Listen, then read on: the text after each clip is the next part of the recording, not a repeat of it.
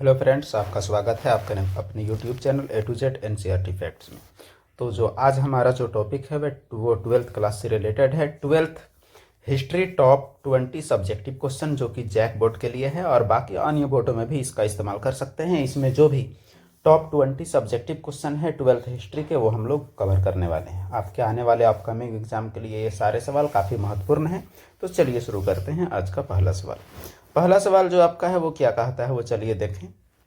सिंधु घाटी सभ्यता के प्रमुख स्थलों का वर्णन कीजिए। तो सिंधु घाटी सभ्यता के प्रमुख स्थलों का वर्णन कीजिए, ये सवाल 5 नंबर का आपसे पूछ सकता है। तो सिंधु घाटी सभ्यता लगभग 2600 से 1900 ईसा पूर्व प्राचीन भारतीय उपमहाद्वीप की एक महत्वपूर्ण सभ्यता थी, जिसके प्रमुख स्थल निम्नलिखित हैं। यहाँ आपको उतना ही बताया जा रहा है जितना आपको लिखना है। पहला है मोहनजोदाड़ो, जो कि पाकिस्तान में है। यह सिंधु घाटी सभ्यता का सबसे बड़ा और सबसे प्रसिद्ध स्थल है। यहाँ विशाल स्नानागार, अन्नागार और सड़कों की नियोजित व्यवस्था देखी जा सकती है। दूसरा स्थल है हड़प्पा। इस स्थल का नाम ही हड़प्पा सभ्यता को दिया गया है। यहाँ अन्नागार, किलेबंदी और मोहरों के अवशेष मिले हैं और यह हड़प्पा सभ्यता की सबसे पुरानी खोजी गई स्थल है और मोहनजोदाड़ो सबसे बड़ा और सबसे प्रसिद्ध स्थल है। तीसरा है धौलावीरा, जो कि गुजरात में है। यह स्थल अपनी जल प्रबंधन प्रणाली के लिए प्रसिद्ध है। यहाँ जो वाटर मैनेजमेंट है, जल संरक्षण के लिए, उसके लिए यह प्रसिद्ध है। तीसरा स्थल है लोथल, जो कि गुजरात में है। यह एक महत्वपूर्ण बंदरगाह था, जहां गोदी यानी बंदरगाह और व्यापारिक गतिविधियों के अवशेष मिलते हैं। अगला है कालीबंगा, जो कि राजस्थान में है।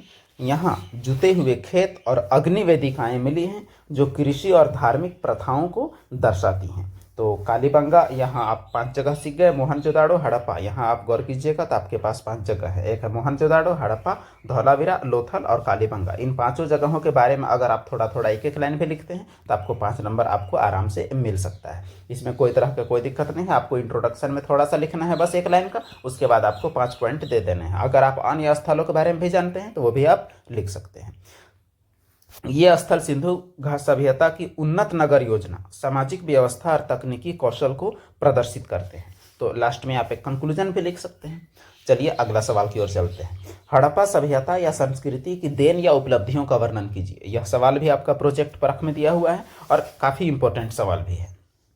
हड़प्पा सभ्यता यानी सिंधु घाटी सभ्यता ने मानव इतिहास में कई महत्वपूर्ण उपलब्धियां हासिल की, जो निम्नलिखित है। पहला है नगर योजना। इस सभ्यता, यह एक नगरीय सभ्यता थी, तो हड़प्पा सभ्यता की सबसे बड़ी देन इसकी उन्नत नगर योजना थी। सड़कें ग्रिड पद्धति पर बनी थी और नालियों की व्यवस्था जल निकासी के लिए उत्कृष्ट थी। अगला है वास्तुकला। विशाल स्नानागार, मोहनजोदड़ो, अन्नागार और ईंटों से बने मकान इसकी वास्तुकला के उत्कृष्ट उदाहरण हैं। तो वास्तुकला भी आपका हुआ। अगला है जल प्रबंधन। धौलावीरा जैसे स्थलों पर जल संचयन और वितरण की उन्नत प्रणाली है, जो पिछले वाला सवाल से ही हम लोग कुछ ना कुछ इसमें भी सीख रहे हैं। फिर है माप और तौल। हड़प्पावासी माप और तौल की एक रूपता से परिचित थे। यानी हड़प्पा सभ्यता इतना बड़ा सभ्यता था, 12,99,000 वर्ग किलोमीटर का, सभी जगह पर माप तौल की एक पद्धति थी। उनके माप और मापक सटीक थे। यानी इसे ये समझ में आता है कि आने वाली जो विश्व है उसमें एक रूपता होना चाहिए माप में, जो कि है भी। लिपि, हड़प्पाई लिपि हालांकि अभी तक पढ़ी नहीं गई है, लेकिन यह उनकी सांस्कृतिक उन्नति का प्रतीक है। तो अगर हमसे देन अगर पूछा जाए तो देन में क्या क्या है? हड़प्पा सभ्यता ने नगरीकरण, प्रशासन और तकनीकी विकास में महत्वपूर्ण योगदान दिया है। तो इस प्रकार देन में नगर योजना, वास्तुकला, जल प्रबंधन, मापतौल, लिपि, ये 5 अगर आप लिखते हैं। उसके अलावा धार्मिक में आप मातृसत्तात्मकता भी लिख सकते हैं। ये भी हड़प्पा सभ्यता की देन है। यह सामाजिक में है और धार्मिक में आपका मातृ देवी की पूजा की जाती थी, ये भी आप लिख सकते हैं, ये भी देन है। और उसके बाद स्वास्तिक, स्वास्तिक इसी का देन है, ये भी आप लिख सकते हैं। अगर देन में लिखना है तो आप स्वास्तिक भी लिख सकते हैं। अगला प्रश्न जो हमारा है वो कौन सा है, वो देखें। मोहनजोदड़ो की विशेषताओं का वर्णन कीजिए। मोहनजोदड़ो सिंधु घाटी सभ्यता का सबसे प्रसिद्ध और महत्वपूर्ण स्थल है, जो आधुनिक पाकिस्तान के सिंध प्रांत में स्थित है। अब इसकी विशेषताएं। पहला है नगर योजना। मोहनजोदाड़ो की सड़कें ग्रिड पद्धति पर बनी थी, जो एक दूसरे को समकोण पर काटती थी। यानी रोड ऐसे गया अब फिर ऐसे गया, यानी जितनी भी गलियां थी वो समकोण में थी। इसका मतलब वो पूर्ण तरह से नियोजित थी, यानी कहीं पर से भी आपका पूरा एकदम अच्छा बनावट आपको नजर आ सकता था। तो ऐसी गलियां और बीच बीच में आपके घर मिल सकते थे।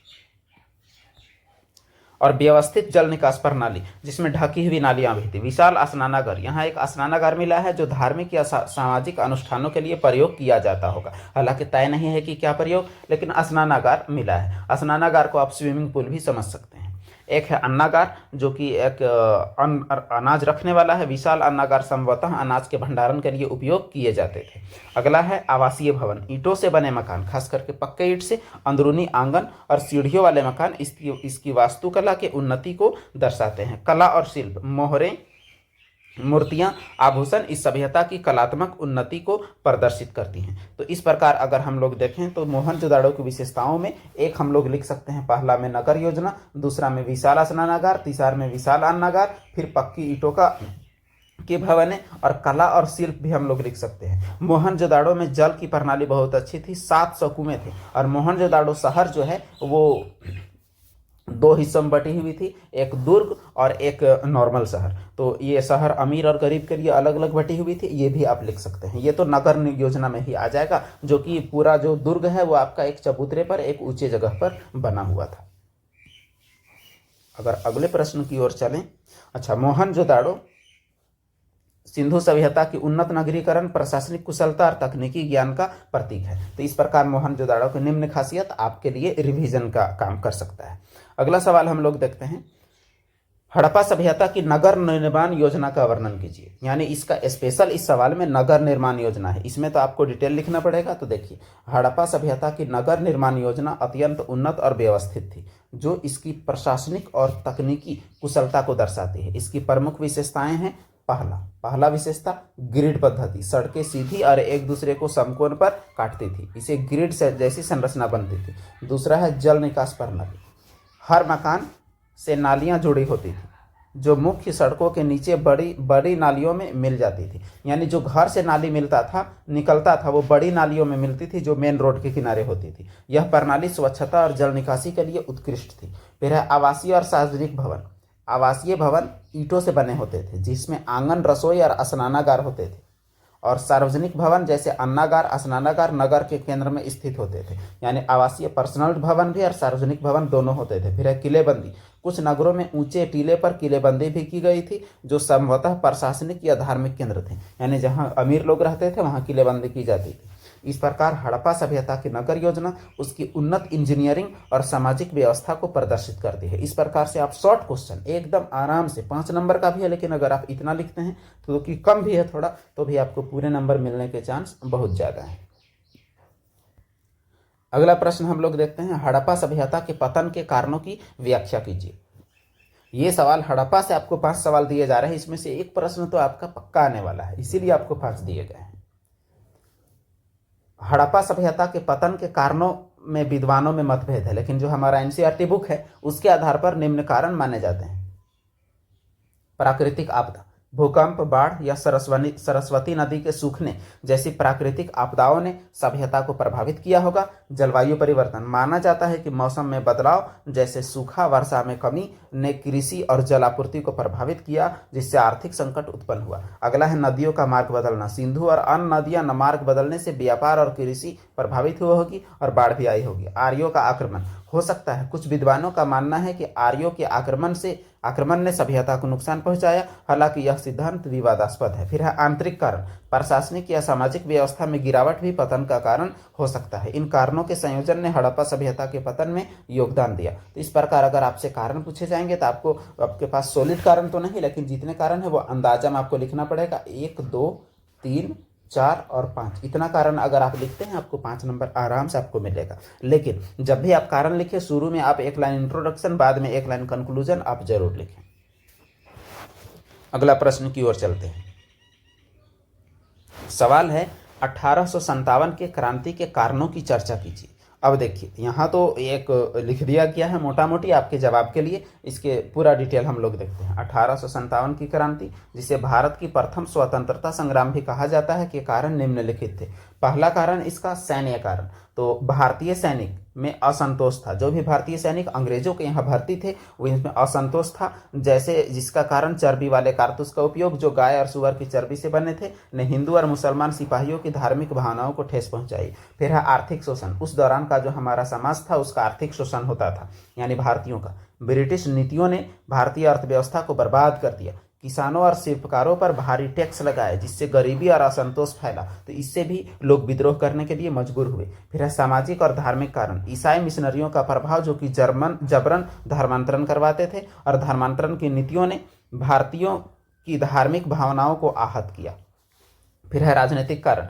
ब्रिटिशों ने भारतीय राजाओं और नवाबों की ताकत छीन ली, जिससे उसमें असंतोष पैदा हुआ। और तात्कालिक कारण में क्या है, चर्बी वाला कारतूस के कारण मंगल पांडे ने जनरल बाग की हत्या कर दी, और उसके बाद की घटनाओं ने क्रांति को जन्म दिया। तो इस प्रकार जो भी हम लोग कारण लिखे उसे हम लोग जरूर कारण का नाम देते जाएं, जैसे सैन्य कारण, आर्थिक कारण, सामाजिक धार्मिक कारण, राजनीतिक कारण, तत्कालिक कारण। तो ऐसे हम लोग करेंगे तो आपका 5 हो जाएगा, और 5 होने पर आपको फिर 5 नंबरिया सवाल रहेगा तो 5 पॉइंट, 3 नंबरिया रहेगा तो 3 पॉइंट। जैसा सवाल आपको नजर आए वैसा ही आपको बनाना है। अगला प्रश्न देखते हैं। 1857 की क्रांति के असफलता के कारण बताइए। क्रांति फेल क्यों हुआ, ये आपको बताना है। क्रांति के फेल होने का कारण हम लोग कुछ देखते हैं। तो 1857 की क्रांति, जो भारतीय स्वतंत्रता संग्राम की पहली क्रांति है, तो इसके फेल होने के निम्नलिखित कारण थे। पहला है सीमित विस्तार। इस क्रांति का विस्तार पूरे भारत में नहीं था, पूरे भारत में नहीं बल्कि कहीं कहीं था। अगर हम लोग एक नक्शे में मोटा मोटी नक्शे में अगर हम लोग देखें तो जो क्रांति का जो विस्तार था, तो क्रांति का विस्तार आपका बस इतना इलाका में था, बाकी और दक्षिण भारत में नहीं था, कश्मीर तरफ नहीं था, असम तरफ नहीं था, गुजरात तरफ नहीं था। केवल आपका मध्य भारत और उत्तर भारत में ही इसका विस्तार था। उसके बाद नेतृत्व का अभाव। क्रांति को एक मजबूत और संगठित नेता नहीं मिला। स्थानीय नेता अपने अपने क्षेत्रों तक सीमित थे, और जितने भी नेता थे वे अपने पर्सनल कारणों से ही ज़्यादातर लड़ाई किए, बल्कि एकजुट होकर लड़ाई नहीं की। अगला है सैन्य शक्ति। ब्रिटिश सेना बेहतर संगठित, प्रशिक्षित यानी ट्रेंड और आधुनिक हथियारों से लैस थी, जबकि भारतीय सिपाहियों के पास संसाधनों की कमी थी, और भारतीय राजा बिखरे हुए थे और छोटे छोटे इलाकों के ही मालिक थे। फिर है संचार और समन्वय का अभाव। जो भी भारतीय राजा, भारतीय क्रांतिकारी थे, उनका संचार और समन्वय यानी तालमेल का कमी था। संचार यानी मोबाइल फोन जैसी चीजें नहीं थी, जबकि अंग्रेजों के पास तार जैसी व्यवस्था थी, डाक तार। तो उससे क्या था, यानी डाक तार की व्यवस्था से उन लोग जल्दी आपस में एक दूसरे पर नजर रख पाते थे। तो विभिन्न क्षेत्रों के विद्रोहियों के बीच समन्वय और संचार की कमी थी, जिससे एकजुट प्रयास नहीं हो सका। तो ये हुआ। फिर है ब्रिटिश कूटनीति। और ब्रिटिशों की कूटनीति यानी उनका जो नीति था और सैन्य शक्ति का उपयोग करके विद्रोह को दबा दिया, ये भी एक कारण है विद्रोह के फेल होने का। इस प्रकार अगर विद्रोह के फेल होने का कारण, तो पहला हुआ आपका सीमित विस्तार, दूसरा नेतृत्व का अभाव, तीसरा सैन्य शक्ति, फिर है संचार के समन्वय का अभाव, और फिर है ब्रिटिश कूटनीति। तो ये सभी कारण हो सकते हैं 1857 की क्रांति के असफलता के कारण। अगला जो प्रश्न हमारा है वो क्या है, वो है आपका संथाल विद्रोह के कारण और परिणाम को समझाइए। तो संथाल विद्रोह के कारण हम लोग देखते हैं पहले, और परिणाम भी हम लोग देखेंगे। तो देखिए, संथाल विद्रोह जो 1855-56 में हुआ, भारत के संथाल परगना क्षेत्र में हुआ, और यह प्रमुख आदिवासी विद्रोह था। कार्ल मार्क्स ने इसे अपने किताब दास कैपिटल में ये कवर भी किया है। इसके कारण और परिणाम निम्नलिखित हैं। कारण क्या है वो देखते हैं। आर्थिक शोषण। तो ब्रिटिश सरकार और जमींदार, जो भी जमींदार टैक्स लेते थे और ब्रिटिश सरकार मिलकर संथालों पर भारी टैक्स लगाए और उनकी जमीनें छीन ली। जो टैक्स नहीं दे पाते थे उनकी जमीन छीन ली जाती थी। फिर जो भी साहूकार थे, उनका अत्याचार की वजह से भी ये संथाली लोग मजबूर हुए विद्रोह करने के लिए। साहूकारों ने संथालों को ऋण के जाल में फंसाकर उनका शोषण किया, और ऋण नहीं दे पाने पर उनका जमीन हड़पा। फिर है सांस्कृतिक उत्पीड़न। ब्रिटिश नीतियों ने संथालों की सामाजिक और सांस्कृतिक पहचान को खतरे में डाला। ब्रिटिशों की ईसाइयों की बढ़ती नीति ने संथालों को यह सोचने पर मजबूर किया कि हमारी संस्कृति ऐसे में खत्म हो जाएगी। फिर है प्रशासनिक उपेक्षा। संथालों की शिकायतों को नजरअंदाज किया गया, असंतोष बढ़ा। संथाल लोग ऐसे केस वगैरह करने भी, थाना वगैरह भी जाते थे, तो संथाल लोग को इंसाफ नहीं मिलता था, और टैक्स लेने के लिए महाजन द्वार पर और इंसाफ बहुत दूर। तो ये सब कारण जो है ये सोचने पर मजबूर किया कि विद्रोह क्यों ना किया जाए। तो पहला कारण क्या है, आर्थिक शोषण, दूसरा है साहूकारों का शोषण, तीसरा है सांस्कृतिक उत्पीड़न, और फिर है प्रशासनिक उपेक्षा। ये सभी कारण जो है ये संथाल विद्रोह के मुख्य कारण हो सकते हैं। अब देखते हैं संथाल विद्रोह के परिणाम। तो संथाल विद्रोह के परिणाम जो क्या क्या हुए वे हम लोग देखते हैं। तो संथाल विद्रोह का परिणाम पहला हुआ दमन, यानी ब्रिटिश सेना ने विद्रोह को क्रूरता से दबा दिया जिससे हजारों संथाल मारे गए। तो ये हुआ इसका परिणाम, लगभग 15,000 लोग जान से मारे गए थे। फिर है संथाल परगना का गठन। हालांकि विद्रोह को दबा दिया गया लेकिन संथाल परगना का गठन हुआ, एक नया जिला। 1855 में संथालों की मांग पर संथाल परगना का गठन हुआ और अभी संथाल परगना झारखंड के 6 जिलों से मिलाकर एक परमंडल है। तो अभी एक परमंडल है जो कि उस दौरान क्या था, एक जिला था। फिर आदिवासी अधिकारों की पहचान। यह विद्रोह भारत में आदिवासी अधिकारों के लिए संघर्ष का प्रतीक बना और बाकी जगह पर भी आदिवासी ये सोचने लगे कि अगर काम नहीं बना तो हम लोग विद्रोह जरूर करेंगे। और संथाल विद्रोह ने औपनिवेशिक शोषण के खिलाफ आदिवासी एकजुटता को दर्शाया। तो ये भी है, संथाल विद्रोह में आदिवासी एकजुट हुए। तो अगर हमसे परिणाम पूछा जाए तो परिणाम में आपका क्या है, तो एक आपका दमन, दूसरा है संथाल परगना का गठन, तीसरा है आदिवासियों को पहचान मिली और बाकी आदिवासियों को प्रेरणा मिली। तो ये 4 कारण 4 परिणाम। उम्मीद है आपको पूरा नंबर लाने में मददगार साबित होगा। तो अगला सवाल जो हमारा है वो है गौतम बुद्ध की जीवनी और उनके उपदेशों का वर्णन करें। तो चलिए शुरू करते हैं एकदम आराम से, जो कि शॉर्ट में जैसे आप लिख सकते हैं, क्योंकि पूरी कहानी आप लिख नहीं सकते। और यहाँ देखिए आपको पॉइंट में लिखना है कोई भी सवाल। गौतम बुद्ध 563 ईसा पूर्व में पैदा हुए, 483 ईसा पूर्व में उनका मृत्यु हुआ। बौद्ध धर्म के संस्थापक थे। उनका जन्म लुम्बिनी नेपाल में शाक्य वंश के राजा शुद्धोधन के घर में हुआ, यानी पिता का नाम भी लिखा गया।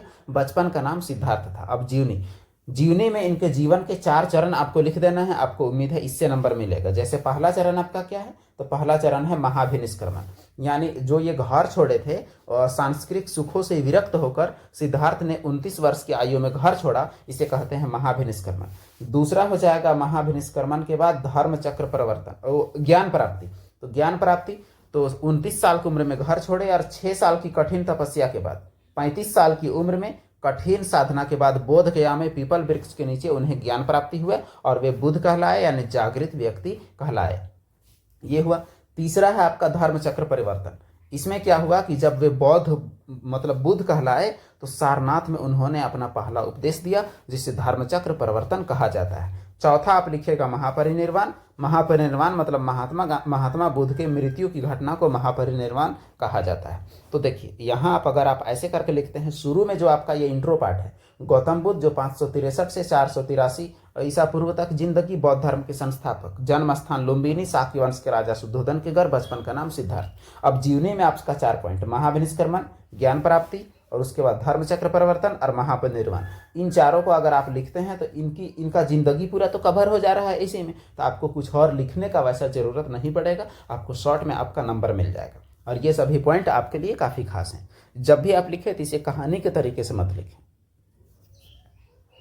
अब गौतम बुद्ध का तो हम लोग जीवनी देख लिया, अब उनके उपदेश और उनकी शिक्षाएं देखते हैं। तो देखिए ये भी हम लोग को शॉर्ट में ही लिखना है, क्योंकि बहुत लंबा चौड़ा आपको नहीं लिखना है।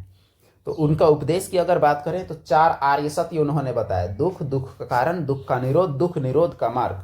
यानी दुख है, दुख का कारण है, दुख का उपाय है और दुख उपाय के लिए कुछ रास्ते हैं। यानी दुख है तो दुख का कुछ तो कारण होगा और दुख का कोई उपाय होगा और दुख का उपाय करने के लिए कुछ रास्ते अपनाने पड़ेंगे। फिर है अष्टांगिक मार्ग, सम्यक दृष्टि, संकल्प, वचन, कर्म, आजीविका, प्रयास, स्मृति, समाधि। देखिए जरूरी नहीं कि 8 याद रहे, लेकिन आपको ये लिखना है कि अष्टांगिक मार्ग गौतम बुद्ध के द्वारा दिया गया है। फिर है मध्यम मार्ग, यानी कोई भी चीज़ का अति नहीं होना चाहिए, अनियंत्रित नहीं होना चाहिए, यानी बीचवा वाला जो सिस्टम है उसमें रह के जीवन गुजारने का प्रयास करना चाहिए। बुद्ध ने करुणा, अहिंसा और आत्मज्ञान पर जोर दिया, जो आज भी यूजफुल है। तो इस प्रकार आप शॉर्ट में भी आप लिख सकते हैं गौतम बुद्ध की जीवनी और उनके उपदेश आराम से। और इसमें आप गौतम बुद्ध के त्रिरत्नों के बारे में भी लिख सकते हैं। तो त्रिरत्न में क्या आ जाएगा, त्रिरत्न में आ जाएगा बुद्ध, धम्म और संघ। ये चीज भी आप ऐड कर सकते हैं त्रिरत्न में। तो देखते हैं हम लोग अगला सवाल। अगला सवाल जो हमारा है क्या है, भारतीय राष्ट्रीय आंदोलन में महात्मा गांधी की भूमिका को समझाइए। तो भारतीय राष्ट्रीय आंदोलन में महात्मा गांधी की भूमिका, तो देखिए महात्मा गांधी जो 1869 से 1948 तक जिंदा रहे, भारतीय राष्ट्रीय आंदोलन में सबसे प्रमुख नेता थे, जिन्होंने अहिंसा और सत्याग्रह के सिद्धांतों पर आधारित आंदोलनों के माध्यम से भारत की स्वतंत्रता में महत्वपूर्ण भूमिका निभाई। उनकी भूमिका निम्नलिखित बिंदुओं से समझी जा सकती है। आपके लिए ऐसा लिखा गया है कि आप वैसा ही एग्जाम में लिखेंगे तो आपको आराम पड़ेगा।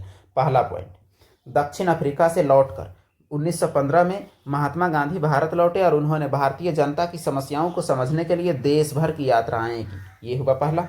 दूसरा, चंपारण और खेड़ा सत्याग्रह 1917-18, किसानों के शोषण के खिलाफ चंपारण और खेड़ा सत्याग्रह, इन आंदोलनों ने महात्मा गांधी को राष्ट्रीय नेता के रूप में स्थापित किया। फिर तीसरा, असहयोग आंदोलन 1920 से 22, जालियांवाला बाग हत्याकांड के बाद गांधी जी ने ब्रिटिश सरकार के खिलाफ असहयोग आंदोलन शुरू किया, जिसमें लाखों भारतीयों ने हिस्सा लिया। तो ये हुआ आपका 3 पॉइंट। चलिए बढ़ते हैं हम लोग अगले पॉइंट की ओर। अगला पॉइंट की अगर बात करें तो फिर है नमक सत्याग्रह, यानी चौथा। नमक सत्याग्रह 1930, दांडी यात्रा के माध्यम से नमक कानून तोड़कर गांधी जी ने ब्रिटिश सरकार की नीतियों की खिलाफत की। और उसके बाद है भारत छोड़ो आंदोलन। द्वितीय विश्व युद्ध 1942 के आसपास, द्वितीय विश्व युद्ध के दौरान गांधी जी ने करो या मरो का नारा देकर भारत से ब्रिटिश शासन को खत्म करने का आह्वान किया और अंतिम नारा दिया, डू और डाई, करो या मरो, यानी अंग्रेजों भारत छोड़ो। और छठा पॉइंट, अहिंसा और सत्याग्रह, उनका योगदान पूछा गया है। तो गांधी जी ने अहिंसा और सत्याग्रह को स्वतंत्रता संग्राम का मुख्य हथियार बनाया और जिससे पूरे देश को प्रेरित किया। फिर है सामाजिक एकता, उन्होंने हिंदू मुस्लिम एकता, छुआछूत का विरोध और ग्रामीण विकास पर जोर दिया और पूरे भारत को एक कड़ी में जोड़ा ताकि विद्रोह का स्वरूप काफी तगड़ा हो सके। अब देखिए कंक्लूजन इसका, गांधी जी के नेतृत्व में भारतीय राष्ट्रीय आंदोलन ने जन आंदोलन का रूप लिया और 1947 में भारत को स्वतंत्रता मिली और उनके विचार और सिद्धांत आज भी विश्व भर में प्रासंगिक यानी यूजफुल हैं। तो इस प्रकार हम लोग महात्मा गांधी के योगदान को काफ़ी आराम से हम लोग लिख सकते हैं। अगर हम लोग बैठ जाएं तो यहाँ देखिए आपका पॉइंट क्या क्या है। आपका एक है जीवनी, दूसरा है दक्षिण अफ्रीका से लौटना, फिर है चंपारण, फिर है असहयोग, और असहयोग के बाद फिर आप लिखेंगे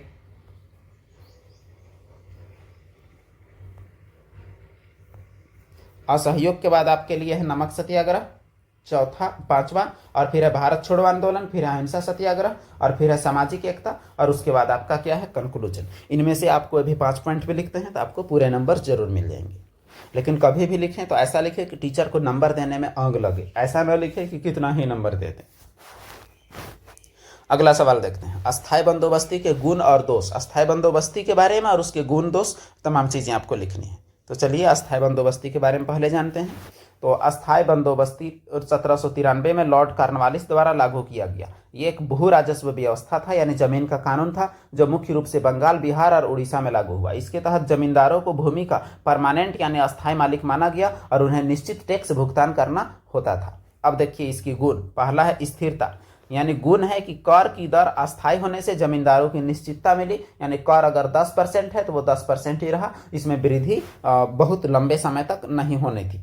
फिर दूसरा है सरकार को लाभ, सरकार को नियमित यानी रेगुलर और स्थिर राजस्व प्राप्त होता था, यानी सरकार के पक्ष में इसका गुण ही है। फिर है जमींदारों की सुरक्षा, जमींदारों को भूमि पर अस्थायी यानी परमानेंट अधिकार मिला, सरकार नहीं छीन सकती थी। तो ये तीनों इसके फायदे हुए, लेकिन इसके नुकसान तो ज़्यादा थे। किसानों का शोषण, जमींदार किसानों से अधिक लगान वसूलते थे जिससे किसान गरीबी में फंस गए।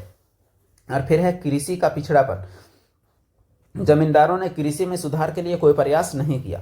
फिर है सामाजिक असमानता, इस व्यवस्था ने सामाजिक और आर्थिक असमानता को बढ़ावा दिया, अमीर अमीर होते गए, गरीब और नीचे चलते गए। अस्थायी बंदोबस्ती ने ब्रिटिश सरकार को आर्थिक लाभ पहुंचाया और इससे किसानों की दशा बिगड़ गई। तो ये बात हुई अस्थायी बंदोबस्ती के गुण और दोष। लेकिन आपसे एक सवाल और पूछता है कि अस्थायी बंदोबस्ती की विशेषताएं। पहला विशेषता आप ये लिखिएगा कि अस्थायी बंदोबस्ती विशेषता अगर पूछेगा तो लॉर्ड कॉर्नवालिस द्वारा 1793 में लागू किया गया भू राजस्व व्यवस्था था, जो बंगाल, बिहार और उड़ीसा में लागू किया गया। इसके निम्नलिखित विशेषताएं थी। पहला, इसमें जमींदारों को मालिक बना दिया गया, जमींदारों को भूमि पर अस्थायी अधिकार मिला। ये आपका हो जाएगा पहला विशेषता। दूसरा विशेषता आप लिख सकते हैं कर की दर अस्थायी होने से किसानों की मतलब ये किसान जमींदारों की निश्चितता मिली, यानी जमींदार फिक्स हो गए, सरकार को लाभ हुआ। ये जितने भी चीज़ें हैं ये विशेषता में भी आप लिख सकते हैं, क्योंकि गुण और दोष उसका खासियत ही माना जाता है। जितनी भी चीज़ें हैं, तो अगर आपसे विशेषता पूछे या आपको इसके गुण और दोष पूछे, गुण दोष पूछेगा तो गुण अलग और दोष अलग, और विशेषता पूछेगा तो इन सारों को आप नंबरिंग सेम कीजिएगा, तब आपको नंबर पूरा मिलेगा। अगला प्रश्न हम लोग देखते हैं, कलिंग युद्ध और अशोक का धम्म का वर्णन कीजिए। तो चलिए कलिंग युद्ध और अशोक का धम्म दोनों के बारे में हम लोग जानते हैं। देखिए सम्राट अशोक जो कि मौर्य वंश का एक फेमस राजा, आपको पता होगा मौर्य वंश का संस्थापक चंद्रगुप्त मौर्य, और मौर्य वंश का सबसे फेमस राजा कौन, तो सम्राट अशोक। सम्राट अशोक, कलिंग का युद्ध 261 ईसा पूर्व मौर्य सम्राट अशोक के जीवन की एक महत्वपूर्ण मोड़ था। यह युद्ध उड़ीसा यानी कलिंग में हुआ। इसमें भारी रक्तपात हुआ, 1 लाख लोग मारे गए, लगभग 1.5 लाख लोग बंदी बनाए गए। युद्ध के बाद अशोक ने युद्ध की विभीषिका देखी और उन्हें गहरा दुख हुआ। इसके बाद उन्होंने हिंसा का मार्ग छोड़कर बौद्ध धर्म अपना लिया और धम्म यानी धर्म का प्रचार में लग गए। तो ये हो गया अशोक कलिंग का युद्ध का बात। और उसके बाद अब अशोक का धाम, अगर कलिंग का युद्ध पूछता है तो इसमें आप बढ़ा के लिखेंगे, धाम पूछता है तो केवल इसको लिखेंगे। तो अशोक का धाम क्या था, तो इसमें अगर हम लोग को लिखना हो तो इसमें लिखेंगे कलिंग युद्ध के बाद अशोक ने बौद्ध धर्म अपना लिया और धम्म का प्रतिपादन किया। और उसके बाद धम्म के कुछ विशेषताएं लिखते हैं। तो धम्म जो है इसमें अहिंसा की बात की गई है। पहला नंबर अहिंसा, अशोक ने अहिंसा और शांति को अपने शासन का आधार बनाया। दूसरा सामाजिक न्याय, उन्होंने जन कल्याण के लिए कार्य किए, जैसे चिकित्सा सुविधाएं और सड़कों का निर्माण। तीसरा धार्मिक सहिष्णुता, अशोक ने सभी धर्मों का सम्मान किया, बौद्ध धर्म का प्रचार किया। चौथा धम्म महामात्र, उन्होंने धम्म का प्रचार के लिए अधिकारी नियुक्त किए जिन्हें धम्म महामात्र कहा जाता था। और इस प्रकार कलिंग युद्ध ने अशोक को एक क्रूर शासक से एक दयालु और प्रजा हितैषी सम्राट में बदल दिया। तो ये रहा अशोक का धम्म, जो कि आपकी स्क्रीन में है, आप इसे देख सकते हैं। अगला प्रश्न की ओर चलते हैं। राष्ट्रीय आंदोलन में महात्मा गांधी ने नमक का चयन क्यों किया और आंदोलन का इस पर क्या असर पड़ा। तो राष्ट्रीय आंदोलन में महात्मा गांधी ने नमक का चयन क्यों किया और आंदोलन पर इसका क्या असर पड़ा, ये आपको बताना है। तो क्या असर पड़ा होगा देखते हैं हम लोग। तो देखिए, सबसे पहले इसका देखते हैं कि महात्मा गांधी ने नमक को 1930 में सविनय अवज्ञा आंदोलन का प्रतीक बनाया। तो किस आंदोलन का प्रतीक बनाया, ये अगर आपसे पूछे तो सविनय अवज्ञा आंदोलन। क्यों चुना, क्योंकि यह एक सरल और सार्वभौमिक वस्तु थी जो हर वर्ग के लोगों से जुड़ी हुई थी, क्योंकि नमक हर घर में यूज होता है। ब्रिटिश सरकार ने नमक पर कर लगा रखा था और इसके निर्माण पर एकाधिकार बना रखा था, यानी उस दौरान के कानून के अनुसार नमक कोई भी नहीं बना सकता था। महात्मा गांधी को ये लगा कि नमक एक अच्छा हथियार है, अगर इसके बारे में बोलते हैं तो देश का हर एक नागरिक जुड़ा हुआ फील करेगा, क्योंकि नमक से हर कोई प्रभावित हो रहा है, जिससे गरीबों को सबसे अधिक प्रभावित किया, जिससे गरीब सबसे अधिक प्रभावित हुए। नमक के चुनने के कारण और भी क्या क्या है, जन जुड़ाव, नमक सभी वर्गों विशेषकर गरीबों की दैनिक जरूरत थी। फिर है प्रतीकात्मकता, नमक पर कर लगाना ब्रिटिश शोषण का प्रतीक था। नमक पर टैक्स लगाना ब्रिटिश शोषण का प्रतीक था, यानी सबसे बेसिक चीज पर। और ऐसे नमक जो है, नमक के बारे में और एक फैक्ट, महात्मा गांधी नमक नहीं खाते थे। सरल और प्रभावी, नमक बनाना एक सरल कार्य था जिसे बड़े पैमाने पर लोग भाग ले सकते थे और अपनी आर्थिक व्यवस्था सुधार सकते थे। लेकिन नमक पर टैक्स लगाकर अंग्रेजों ने काफी गलत किया था, इसलिए महात्मा गांधी ने किसे चुना, तो महात्मा गांधी ने नमक को चुना। अब देखते हैं कि आंदोलन पर इसका क्या असर पड़ा। तो आंदोलन पर प्रभाव देखते हैं। तो आंदोलन पर नमक को चुनने के जो प्रभाव है वो हम लोग देखें। जन भागीदारी, दांडी यात्रा और नमक बनाने के कार्यक्रमों ने लाखों लोगों को आंदोलन से जोड़ा, यानी नमक चूंकि घरेलू चीजों से जुड़ी हुई थी, इसीलिए बहुत सारे लोग जुड़े और नमक आंदोलन में भाग लिए। राष्ट्रीय एकता, इस आंदोलन ने देश भर को एक किया। अंतर्राष्ट्रीय प्रभाव, इस आंदोलन ने भारत की स्वतंत्रता की मांग को वैश्विक स्तर पर प्रचारित किया और बाकी देश की समाचार पत्रों ने भी भारत के आंदोलन को छापा और इससे भारत को एक नई अंतर्राष्ट्रीय पहचान मिली और अंग्रेजों का बेइज्जती हुआ और अंग्रेज भारत में बेइज्जत हुए, तो इससे अंग्रेज सुधार करने के लिए मजबूर हुए और झुकने के लिए मजबूर हुए। नमक सत्याग्रह ने भारतीय स्वतंत्रता आंदोलन को एक नई दिशा दी और गांधी जी के नेतृत्व को मजबूत किया और देश की आज़ादी में एक अच्छा कदम बढ़ाया गया।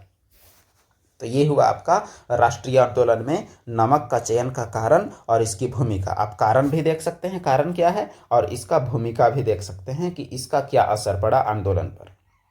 अब अगला प्रश्न, बेशरा और बाशरा परंपरा में अंतर समानता बताइए और निर्गुण सगुण भक्ति को भी समझाइए। तो देखिए, यहाँ आपका निर्गुण सगुण लिखता हुआ है, बेशरा बाशरा आपको बताया जा रहा है, तुरंत लिखा हुआ है निर्गुण और सगुण भक्ति। निर्गुण भक्ति, इसमें निराकार और अदृश्य ईश्वर की उपासना की जाती है। कबीर और नानक इसके प्रमुख प्रवक्ता थे। और सगुण भक्ति, इसमें साकार ईश्वर जैसे रामकृष्ण की मूर्ति या रूप की उपासना की जाती है। तुलसीदास, सूरदास इसके प्रमुख संत थे। तो अब बात ये हुआ कि ये निर्गुण और सगुण, ये निर्गुण और सगुण जो है वो भक्ति आंदोलन से हैं, और जो बेसरा और बासरा ये सूफी आंदोलन से। अब ये सूफी आंदोलन का बेसर और बासर आपको समझाया जाए, तुरंत आपको बताया जा रहा है, कोई बात नहीं। यहाँ आपके पास है एक बेसरा, तो चलिए हम लोग लिख लेते हैं बेसरा। बेसरा अगर आएगा तो हम लोग लिखेंगे वैसे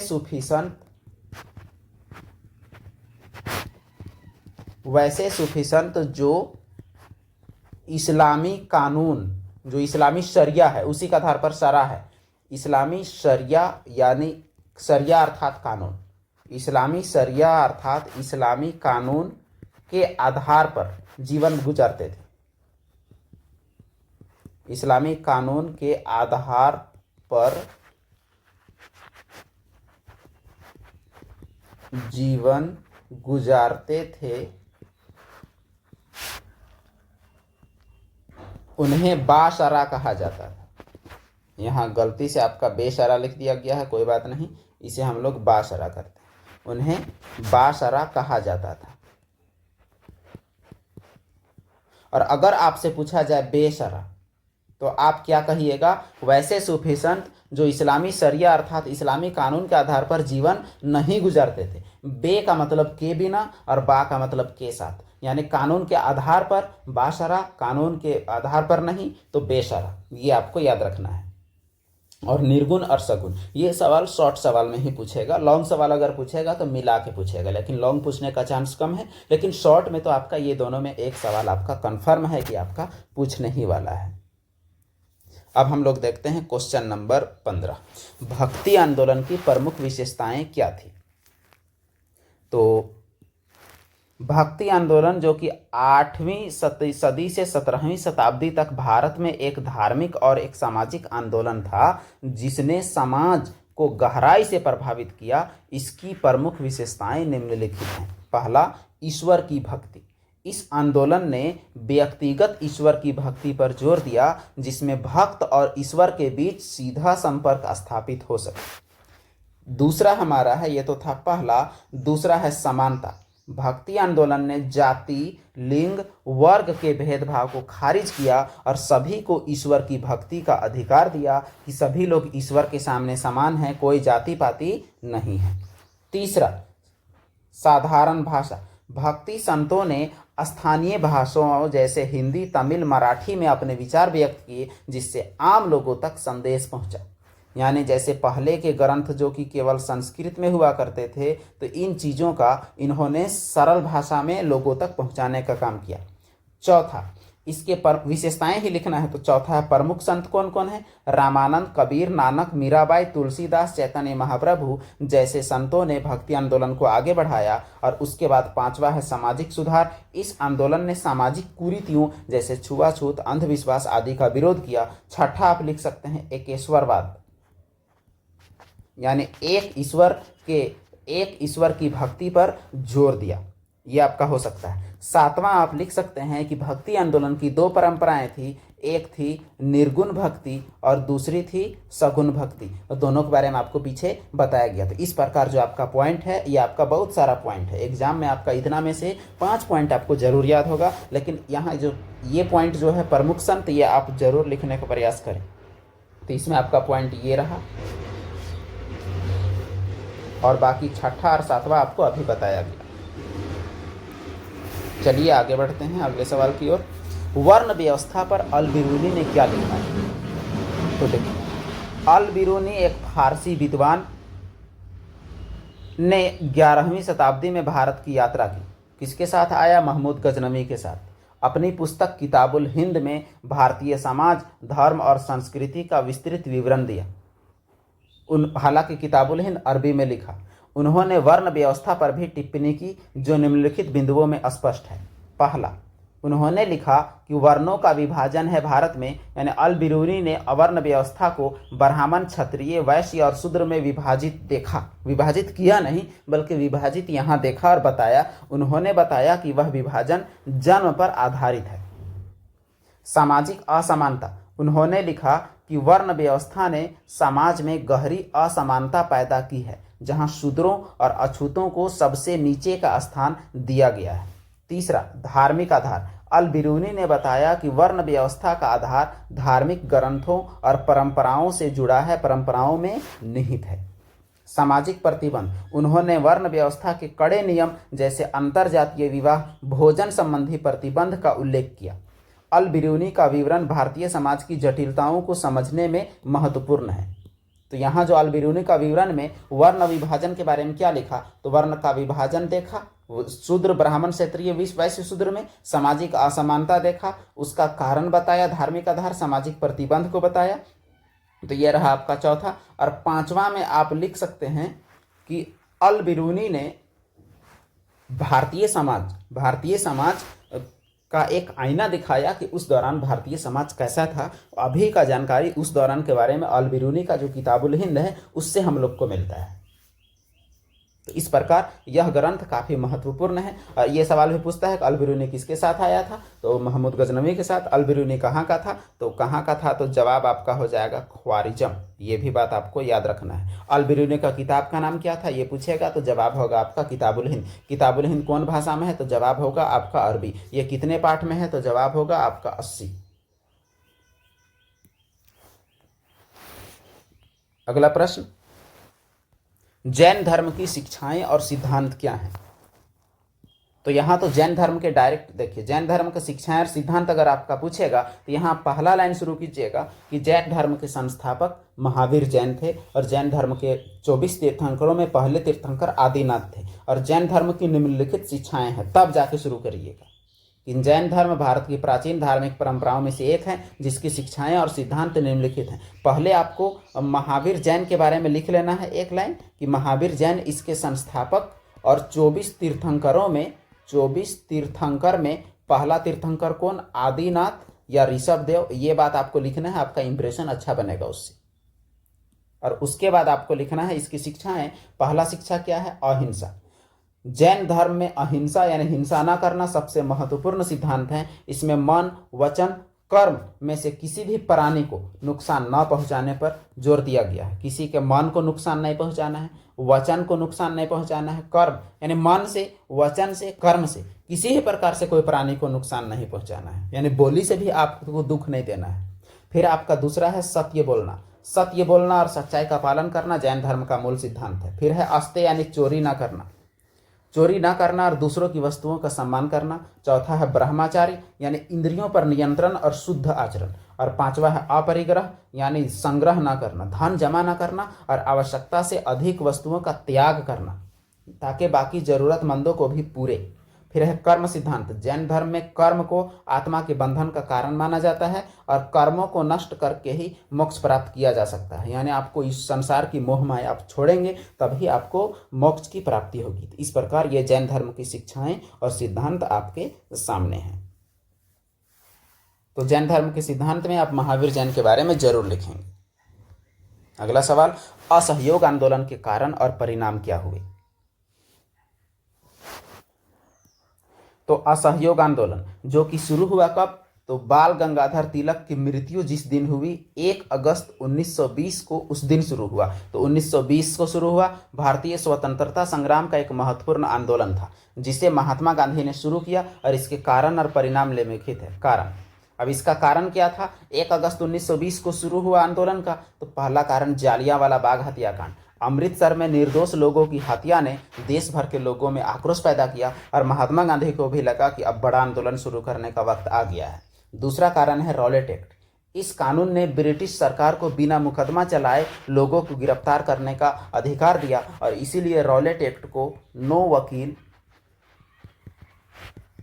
नो अपील और नो दलील, बिना दलील का कानून कहा गया। और इसे ये रॉलेट एक्ट के लिए देश भर में प्रदर्शन हुए और रॉलेट एक्ट को काला कानून कहा गया, इसे ब्लैक एक्ट यानी काला कानून कहा गया। और तीसरा कारण इसका है खिलाफत आंदोलन।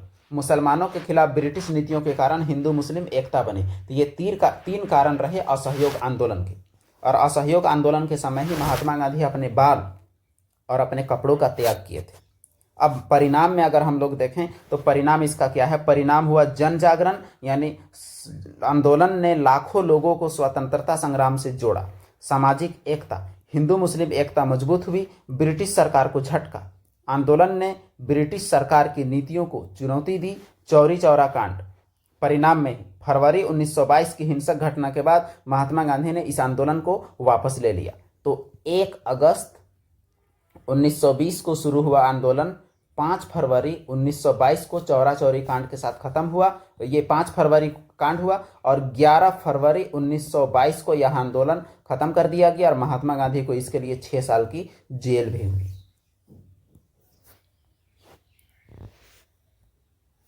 अगला प्रश्न हमारा है, भारतीय संविधान की प्रमुख विशेषताओं का वर्णन कीजिए। ये सवाल काफी खास है आपके लिए। भारतीय संविधान की प्रमुख विशेषताएं। तो भारतीय संविधान विश्व का सबसे बड़ा लिखित संविधान है और इसमें इसकी निम्नलिखित विशेषताएं हैं। पहला है कि यह लिखा हुआ है और विस्तृत है, यानी लिखित और विस्तृत। भारतीय संविधान लिखित और विस्तृत है, जिसमें 395 अनुच्छेद और 12 अनुसूचियां और 22 भाग हैं, आपको याद रखनी है।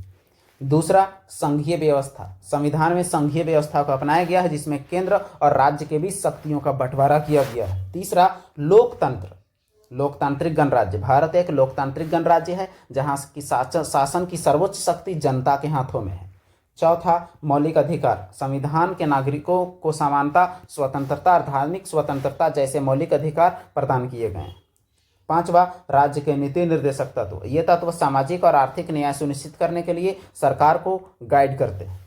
छठा, धर्मनिरपेक्षता। संविधान धर्मनिरपेक्षता का समर्थन करता है, जिसमें सभी धर्मों का न्याय, सम्मान और मान्यता दी जाती है। अब ये तो हो गया, आप और भी कुछ ऐड कर सकते हैं, जैसे भारत का संविधान सबसे बड़ा संविधान है। ये चीज़, भारत का संविधान ना तो कठोर है ना तो ज़्यादा नरम है। अगला, भारत के संविधान में अब तक 100 से अधिक संशोधन हो चुके हैं। ऐसे और भी बहुत सारे भारत के संविधान में मौलिक कर्तव्य शामिल किए गए हैं।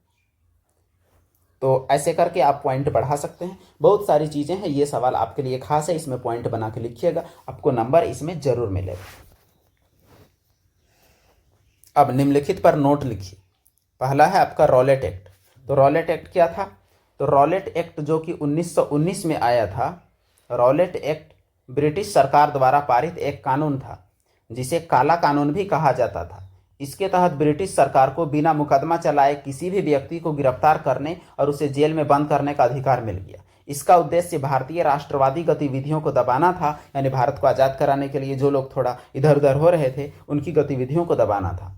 इस कानून ने भारतीयों में व्यापक आक्रोश पैदा किया और महात्मा गांधी के नेतृत्व में असहयोग आंदोलन की नींव रखी, इसी के कारण। तो ये हुआ रॉलेट एक्ट। अब दूसरा हमारा क्या है? राज्य हड़प नीति। राज्य हड़प नीति, जिसे डॉक्ट्रिन ऑफ लैप्स कहते हैं, लॉर्ड डलहौजी द्वारा 1848 से 1856 के दौरान लागू की गई एक ब्रिटिश नीति थी। इसके तहत यदि किसी देशी रियासत का एक शासक बिना उत्तराधिकारी के मर जाता था तो उस रियासत को ब्रिटिश साम्राज्य में मिला लिया जाता था।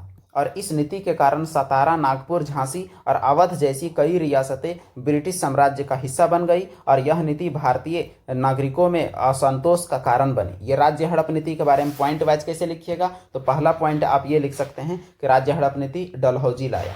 दूसरा, यह आया 1848 से 56 के बीच। तीसरा, यह भारतीय राज्यों को हड़पने के लिए लाया गया था। चौथा, इसके तहत भारतीय राज्यों को कई कारणों से हड़प लिया जाता था, जैसे जब उत्तराधिकारी मर जाए, जब ब्रिटिश शासन में मिला लिया जाता था। और उसके बाद पांचवा आप लिख सकते हैं, इस कारण सतारा, नागपुर, झांसी और अवध इत्यादि को मिलाया गया। तो ऐसे करके आप इसे ही आप पॉइंट बना के आप लिख सकते हैं। अगला हमारा शॉर्ट नोट्स में क्या है? कृष्णदेवराय एक सबसे महान राजा क्यों थे? ये सवाल पूछता है। तो देखिए, विजयनगर साम्राज्य के सबसे महान राजा कौन थे? तो कृष्णदेवराय। ये बात आप लिखिएगा पहला पॉइंट। तो कृष्णदेवराय का राज कब से कब तक चला? तो 1509 से 1529। विजयनगर के सबसे प्रसिद्ध और सबसे बड़े शासक थे। वे तुलु वंश के थे। उनके शासनकाल में विजयनगर साम्राज्य का स्वर्ण काल माना जाता है। उन्होंने सैन्य, प्रशासनिक और सांस्कृतिक विकास पर जोर दिया और उनके दरबार में 8 महान कवि रहते थे, जिन्हें अष्टदिग्गज कहा जाता था। कृष्णदेवराय ने कृषि, व्यापार, कला को बढ़ावा दिया। उन्होंने उड़ीसा, दक्कन के विरुद्ध सफल सैन्य अभियान चलाए और साम्राज्य का विस्तार किया। इसे पॉइंट वाइज अगर लिखिएगा तो कैसे लिखिएगा वो आपको बताएं। कि पहला आप लिखिएगा कि कृष्णदेवराय विजयनगर साम्राज्य के सबसे महान राजा थे। कृष्णदेवराय यहाँ लिखिएगा सबसे महान राजा विजयनगर साम्राज्य का। दूसरा पॉइंट, इनका कार्यकाल लिखिएगा 1509 से 1529। तीसरा, उनके काल को विजयनगर साम्राज्य का स्वर्ण काल माना जाता है। चौथा, उसके बाद लिखिएगा, उन्होंने सैन्य और सांस्कृतिक सामाजिक सभी प्रकार का विकास को जोर दिया। सांस्कृतिक सामाजिक सैनिक सभी प्रकार के विकास को जोर देने का श्रेय उन पर जाता है। उसके बाद लिखिएगा कि 8 तमिल कवियों को वे रखते थे जिन्हें क्या कहा जाता था, अष्टदिग्गज। ये आपका पॉइंट है जिसे आप ऐसे करके आप लिखिएगा। उसके बाद छठा आप लिख सकते हैं कि उन्होंने उड़ीसा और दक्कन के विरुद्ध सफल सैन्य अभियान चलाए, यानी ऐसे सैन्य अभियान चलाए जो कि सफल रहा, और इस प्रकार विजयनगर साम्राज्य का सबसे फेमस राजा हुआ कौन, तो कृष्णदेवराय। तो ऐसे करके आप इसे लिखने का प्रयास करेंगे तो आपको नंबर जरूर मिलेगा। जो हमारा अगला है वो क्या है, भारत छोड़ो आंदोलन। तो भारत छोड़ो आंदोलन के बारे में तो थोड़ा डिटेल और होना चाहिए। भारत छोड़ो आंदोलन के बारे में आपसे सवाल पूछेगा। तो भारत छोड़ो आंदोलन जो कि 8 अगस्त 1942 को शुरू हुआ, 8 अगस्त 1942 महात्मा गांधी के नेतृत्व में शुरू किया गया एक प्रमुख स्वतंत्रता आंदोलन था। इसका उद्देश्य ब्रिटिश शासन को भारत छोड़ने के लिए मजबूर करना था। गांधी जी ने करो या मरो का नारा दिया, जिसने पूरे देश को प्रेरित किया। आंदोलन ने बड़े पैमाने पर जन भागीदारी देखी, लेकिन ब्रिटिश सरकार ने इसे क्रूरता से दबा दिया। यह आंदोलन भारत की स्वतंत्रता के लिए एक निर्णायक मोड़ साबित हुआ। तो यहाँ हम लोग इस आंदोलन का, भारत छोड़ो आंदोलन के बारे में कैसे कैसे हम लोग लिखेंगे वो हम लोग जरा देख ले तो बहुत ही अच्छा रहेगा।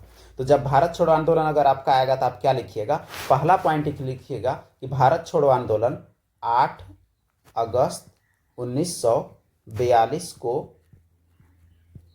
शुरू हुआ। दूसरा लिखिएगा कि यह आंदोलन महात्मा गांधी के नेतृत्व में शुरू हुआ। महात्मा गांधी के नेतृत्व में शुरू हुआ। तीसरा पॉइंट ये लिखिएगा कि 8 अगस्त 1942 को शुरू हुए इस आंदोलन में पहले दिन ही सभी बड़े नेताओं को गिरफ्तार कर लिया। पहले दिन ही सभी बड़े नेताओं को क्या कर लिया गया, तो गिरफ्तार कर लिया गया। चौथा पॉइंट लिखिएगा कि महात्मा गांधी ने इस आंदोलन के दौरान ही कौन सा नारा दिया, तो ये बात आप लिखिएगा, नारा दिया करो या मरो का नारा दिया। उसके बाद अगला पॉइंट लिखिएगा कि इस आंदोलन में लाखों भारतीयों ने हिस्सा लिया। तो ये तो हुआ इसका पॉइंट। अब इसके कुछ परिणाम भी आपको लिखना है। तो परिणाम, चलिए स्क्रीन को हम लोग आगे बढ़ते हैं। तो जो परिणाम आप लिखिएगा इस आंदोलन का, वो क्या क्या परिणाम लिखिएगा। तो पहला परिणाम लिखिएगा कि इस आंदोलन ने भारत को एक वैश्विक पहचान दिलाया।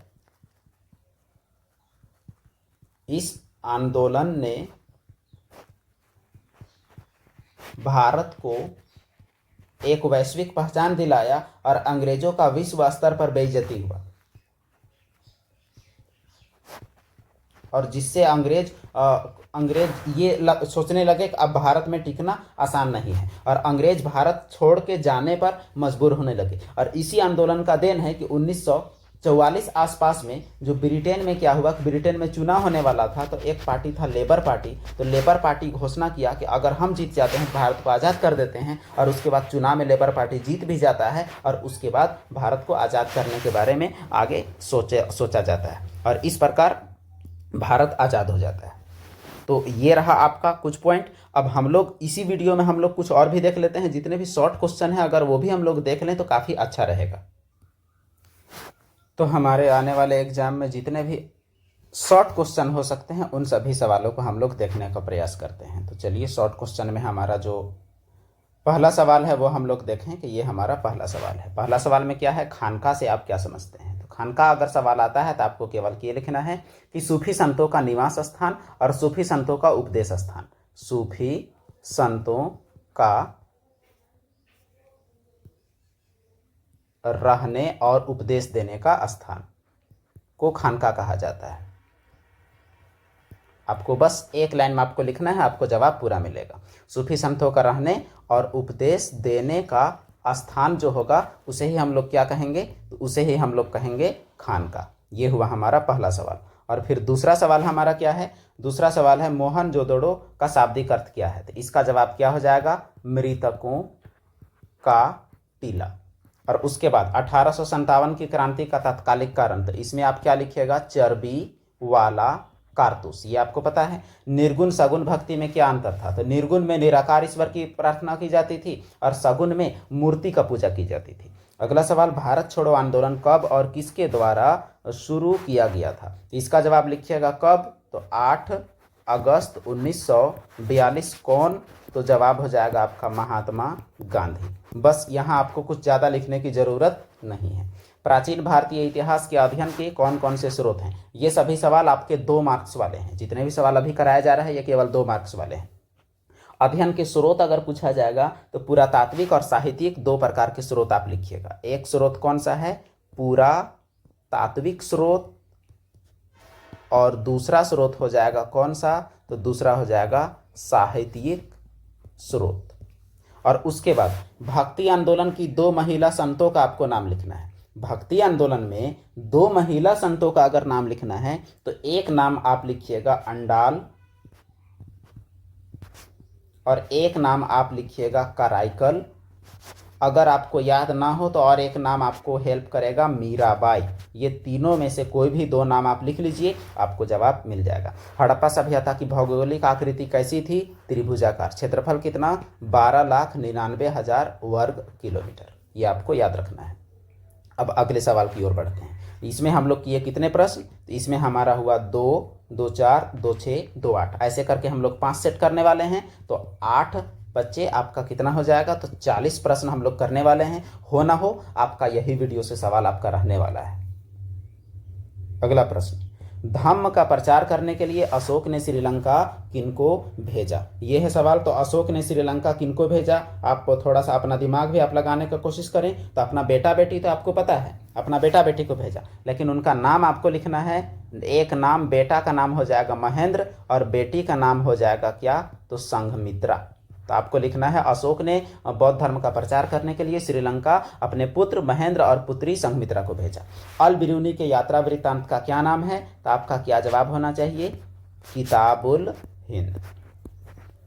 उसके बाद भारतीय संविधान तैयार करने में कितना समय लगा, 2 वर्ष 11 माह 2 वर्ष 11 माह 18 दिन। ये आपको लिखना है। अगला सवाल, संथाल विद्रोह के 2 महिला नेत्रियों के नाम लिखिए। तो पहले हम लोग पुरुष नेता का लिखते हैं। पुरुष नेता में आपका क्या हो जाएगा, सिद्धू, कान्हू, चांद और भैरव। और महिला नेता में कौन कौन हो जाएंगे, तो महिला नेताओं में फूलो और झानो। ये चीज आपको याद रखना है। अब देखिए, हड़प्पा सभ्यता की प्रमुख विशेषता क्या थी, तो प्रमुख विशेषता नगर नियोजन। प्रमुख विशेषता थी कि वह एक नगरीय सभ्यता थी। मगध की पहली और दूसरी राजधानी का नाम आपको बताना है। मगध का राजधानी कई बार बदला है, तो इसलिए मगध की पहली और दूसरी राजधानी, पहली राजधानी जो थी मगध की, वो थी पहली राजधानी राजगृह, जिसे गिरिब्रज कहा जाता था। और अंतिम राजधानी जो थी, दूसरी राजधानी बोला गया है, वो कौन सा है, तो दूसरी राजधानी है पाटलिपुत्र। तो राजगृह और पाटलिपुत्र। महाभारत की रचना किसके द्वारा की गई, तो जवाब क्या हो जाएगा, तो जवाब हो जाएगा महर्षि वेद व्यास। फाहियान किस देश का यात्री था, तो वो चीन का यात्री था। फाहियान के साथ साथ और एक नाम आपसे पूछा जा सकता है, हुएनसांग। तो हुएनसांग भी किस देश का यात्री था, तो चीन का यात्री था। अगर महाभारत के साथ अगर आपका रामायण पूछ दे, रामायण की रचना किसने की, तो रामायण का रचना में आपका आ जाएगा कौन सा, तो वाल्मीकि। महर्षि वाल्मीकि ने रामायण की रचना की। इस प्रकार हमारा 8 सवाल फिर से कंप्लीट होता है। अब फिर बढ़ते हैं हम लोग अगले 8 सवाल की ओर। सिंधु घाटी सभ्यता का भौगोलिक आकार कैसा था, तो सिंधु घाटी सभ्यता का भौगोलिक आकार, ये सवाल में तो दोहराव है, दोहराव अर्थात फिर से इंपॉर्टेंट। तो सिंधु घाटी सभ्यता का भौगोलिक आकार क्या है, आप भी थोड़ा सा दिमाग लगाएं, तो इसका आकार त्रिभुजाकार है। सिंधु घाटी सभ्यता का भौगोलिक आकार त्रिभुजाकार। कालीबंगा कहाँ है, तो कालीबंगा कहाँ है, तो राजस्थान में है। अशोक का अभिलेख सबसे पहले कब पढ़ा गया, 1837 में पढ़ा गया। कौन पढ़ा, तो इसका जवाब होगा जेम्स प्रिंसेप। भारत छोड़ो आंदोलन कब शुरू किया गया, 8 अगस्त 1942। नालंदा किस राज्य में है, तो नालंदा बिहार में है। संथाल विद्रोह का प्रमुख नायक कौन था, तो सिद्धू और कान्हू। सिद्धू और कान्हू ये दोनों भाई। अमरावती स्तूप कौन राज्य में है? तो आंध्र प्रदेश। अमरावती किस राज्य में है? तो आंध्र प्रदेश में है, आपको याद रखना है। विजयनगर साम्राज्य किस नदी के बीच था? तो विजयनगर साम्राज्य कौन नदी के बीच था? अगर ये आपसे पूछा जाए तो इसका जवाब होगा कृष्णा और तुंगभद्रा। कृष्णा और तुंगभद्रा नदी के किनारे विजयनगर साम्राज्य। अब बढ़ते हैं अगले सवाल की ओर। उसके बाद अगला सेट है हमारा पितृवंशिकता और मातृवंशिकता में क्या फर्क है? तो पितृवंशिकता जिसमें पिता के आधार पर खानदान बढ़ता है और मातृवंशिकता जिसमें माता के आधार पर खानदान बढ़ता है। तो आपको ऐसा लिखना है कि वह परंपरा जो पिता पुत्र के आधार पर चलती है इसे पितृवंशिकता, वह परंपरा जो माता और पुत्री के हिसाब से चलती है वो क्या होगा? मातृ परंपरा। माता से जुड़ी होगी तो मातृवंशिकता, पिता से जुड़ी होगी तो पितृवंशिकता। सांची का स्तूप कहाँ है? तो सांची का स्तूप जो कि बौद्ध धर्म का एक प्रमुख स्तूप है वह मध्य प्रदेश में स्थित है। महमूद गजनवी ने भारत में कितने बार आक्रमण किए? 17 बार। कब से कब तक? 1000 ईस्वी से 1027 ईस्वी तक। उसके बाद कृष्णदेवराय किस वंश से संबंधित थे? तो उनका जो वंश का नाम था वो था तुलु। कृष्णदेवराय के वंश का नाम क्या था? तो तुलु वंश था। तो कृष्णदेवराय के बारे में, कृष्णदेवराय के दरबार में अष्टदिग्गज रहते थे। ये 1509 से 1530 तक शासन किए और इसके अलावा इनके दरबार में अष्टदिग्गज, इनका किताब का नाम है अमुक्तमाल्यद। अगला प्रश्न, खुद काश्त और पही काश्त कौन होते थे? यहाँ आपके पास दो सवाल है, खुद पास्त और पही पास्त क्या होते थे?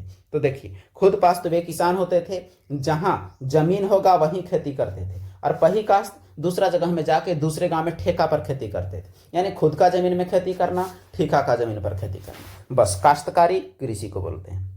अगला सवाल, कृष्णदेवराय का दरबारी भाषा कौन थी? तो जवाब क्या होगा? तो जवाब हो जाएगा इसका तमिल। कृष्णदेवराय का दरबारी भाषा दो था, तमिल नहीं तेलुगु। कृष्णदेवराय का दरबारी भाषा तेलुगु, गलती हो जाता अभी हमारा।